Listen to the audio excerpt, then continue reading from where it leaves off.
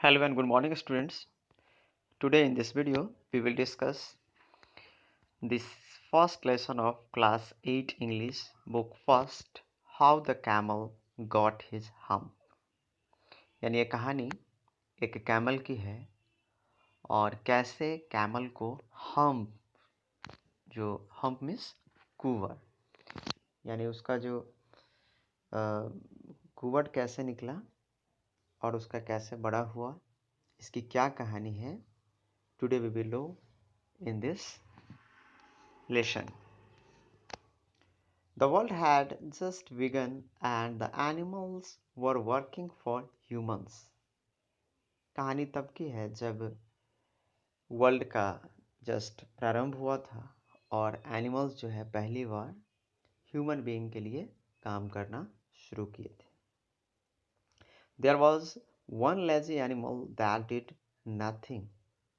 लेकिन उसमें से एक एनिमल काफ़ी लेजी था जो कोई काम नहीं करता था। एंड सेड नथिंग बट हम, और उसे कुछ भी कहा जाता था तो वो सिर्फ हम कहता था।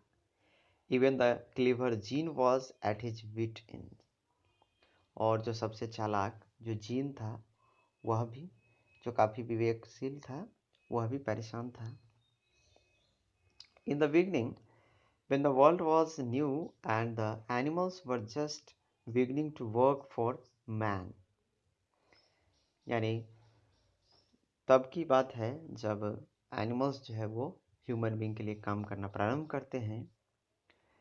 There was a camel and he lived in the middle of a howling desert because he did not want to work.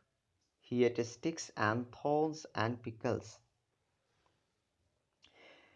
यानी एक कैमल था जो कि हॉलिंग डिजर्ट के मध्य में बीच में रहता था और वह काम करना नहीं चाहता था। He ate sticks and thorn and pickles, और वह टहनियाँ और कांटे खाता था।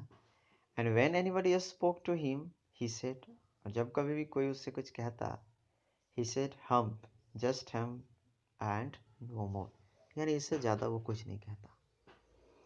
Presently the horse came to him on Monday morning. सोमवार की सुबह एक हॉर्स उसके पास जाता है, with a saddle on his back, अपने पीठ पर बोझ लेते हुए। And said camel, O camel, come out and trot like the rest of us, यानी उठो और हम लोग के साथ चलो, जैसे हम लोग काम कर रहे हैं वैसे करो। हम्प, सेड द कैमल, और फिर वो जवाब देता है hump. And the horse went away and told the man, और फिर जब हॉर्स को कोई जवाब नहीं मिलता है तो वह उस आदमी के पास चला जाता है और कहता है presently the dog came to him, अगली बार एक डॉग कैमल के पास आता है, with a stick in his mouth, और उसके माउथ में स्टिक है। एंड सेड, वो कहता है camel, O camel, come and fetch and carry like the rest of us, यानी आओ और हम सबों की तरह कुछ काम करो, कुछ बोझ ढो, कुछ खींचो। Said hump, hump said the camel, और फिर हम कैमल वही जवाब देता है hump. And the dog went away and told the man, और फिर ये सारी बात डॉग जाकर मैन को बता देता है। Presently the ox came to him, अगली बार एक ऑक्स आता है, with the yoke on his neck, and said camel, O camel, come and plough like the rest of us, यानी उठो चलो हम लोग की तरह, जैसे मैं प्लोइंग का काम यानी हल जोतने का काम करता हूँ वैसे ही आकर मदद करो। हम्प सेड द कैमल, और कैमल का जवाब वही होता है hump. And the ox went away and told the man, और वो भी निराश होकर वापस चला जाता है और उस व्यक्ति से कहता है।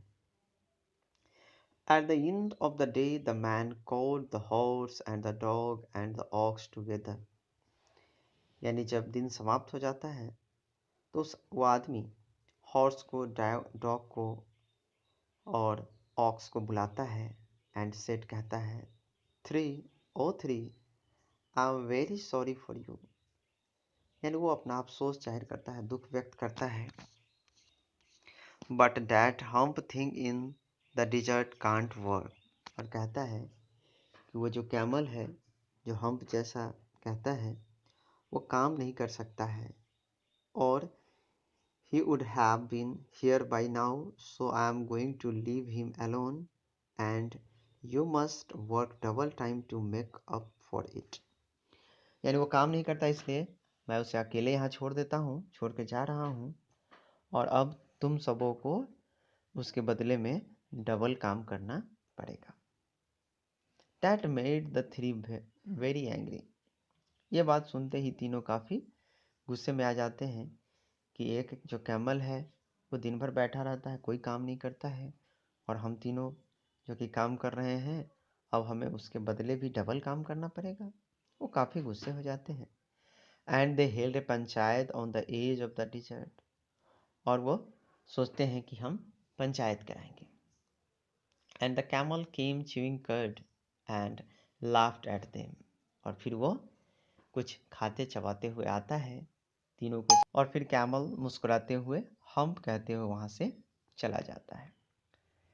Presently there came along the djinn who was in charge of all desert rolling in a cloud of dust।